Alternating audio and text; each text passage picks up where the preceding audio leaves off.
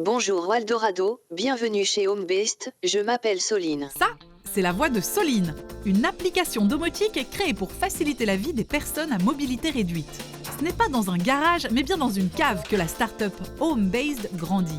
L'histoire de Sébastien, Anis et François van der Linden est celle d'une rencontre par hasard. J'allume la télévision.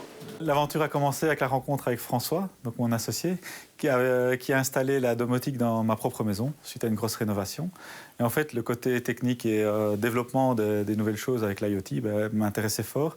J'ai abandonné première carrière en lui proposant de continuer l'aventure et en lui accordant une dimension sociale. Donc mettre toute cette technologie au service de ceux qui en ont réellement besoin et pas en faire des jouets, en fait. Soline est née en 2015. Tout est encore relativement artisanal. Les deux patrons travaillent de concert. Sébastien s'occupe du hardware. Et pour un entrepreneur, autant dire que le montage d'une boîte, ça le connaît. Tout n'a pas été facile. Alors, des gens qui sont intéressés, il y en a énormément. Par contre, quand il s'agit de réellement investir, à part les amis et la famille, on a tout autant de mal que les autres à trouver des financements. Et donc, on développe comme on peut. De son côté, François développe le programme. La télé est déjà allumée. Direction Bruxelles pour une mise en situation. La résidence Jangada est un immeuble qui accueille des personnes valides et moins valides. Tout ce petit monde vit en harmonie. Elle est même décuplée chez Laetitia et Charlie depuis l'arrivée de Soline. Ce couple peut désormais regarder la télé, baisser les volets, allumer les lumières en toute autonomie.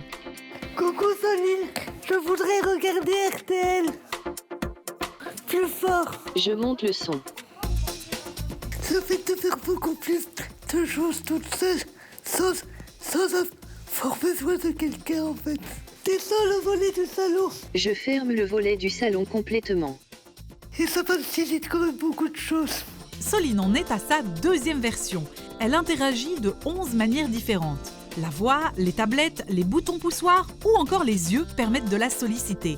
Pour un prix compris entre 5 000 et 10 000 euros, la domotique s'adapte aux spécificités du client. Soline, elle est capable d'aller fouiller dans la clé USB et retrouver tout est MP3. Au tout début, Soline ne contrôlait que la télévision et le téléphone, mais on a bien vu que c'était pas suffisant, alors on a rajouté après le contrôle de la musique, le contrôle des livres audio, et puis après on a mis toute la domotique classique, les éclairages, les chauffages, les volets, des choses comme ça.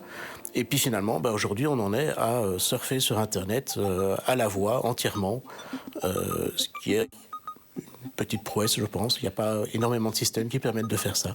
HomeBased a déjà écoulé une 60aine d'appareils. La crise sanitaire a par ailleurs fait naître une autre application. Sébastien et François ont développé une version mobile pour équiper des chambres d'hôpitaux.